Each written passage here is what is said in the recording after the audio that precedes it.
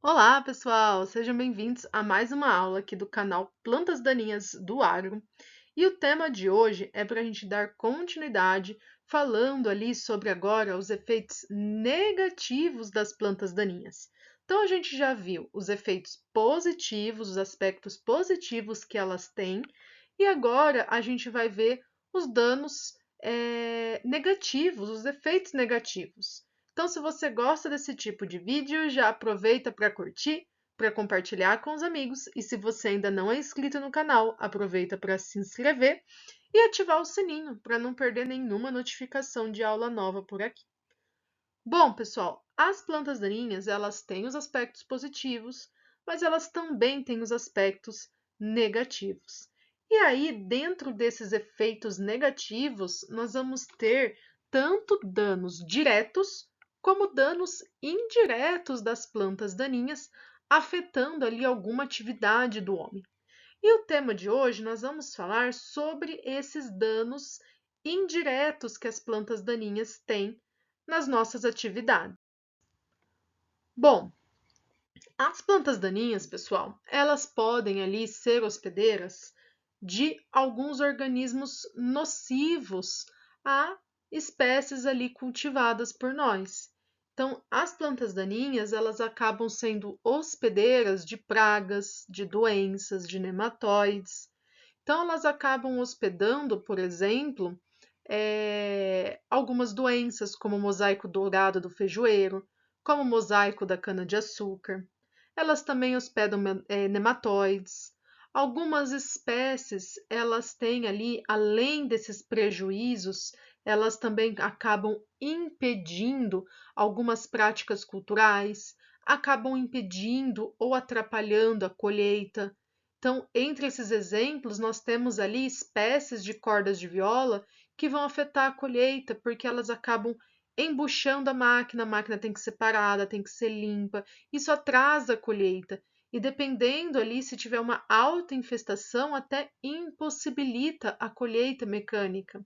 Então, a presença dessas plantas daninhas, principalmente ali dessas espécies que acabam ficando enroladas na cultura, elas acabam ali reduzindo, diminuindo a eficiência das máquinas e acabam também aumentando as perdas durante a colheita. Então, mesmo ali em infestações mais moderadas, acaba tendo prejuízos. Algumas outras plantas, elas também atrapalham, no caso de colheitas manuais de algumas culturas. Então, aquelas plantas daninhas que têm espinhos, que acabam impedindo a colheita manual.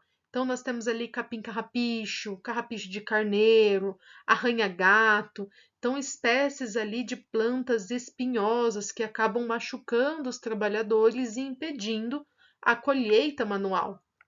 Nós também temos plantas daninhas que são problemas em áreas não cultivadas. Então, não é só dentro das lavouras que nós temos esses danos indiretos.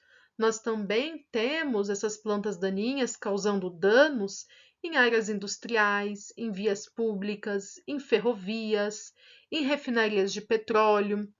Então, se a gente pensar ali nas vias públicas, a gente não pode, né? A gente sempre está tendo ali que fazer a roçada, né, do mato.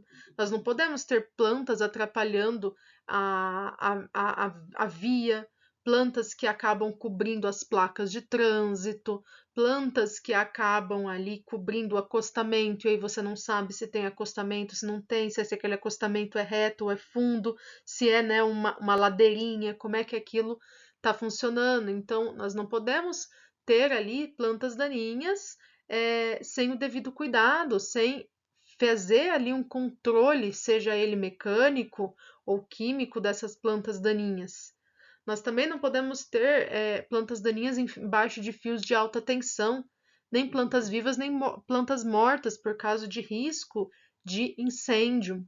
Nós também temos problemas com plantas daninhas em ambientes aquáticos, porque elas vão dificultar ali a captação de água, vão dificultar a pesca, vão aumentar o custo de irrigação, vão prejudicar ali a manutenção das represas, vão prejudicar ali as usinas hidrelétricas.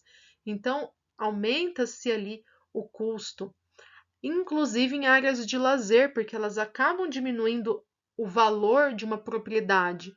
Dependendo da espécie daninha presente, você acaba diminuindo o valor da propriedade porque é uma planta de difícil controle.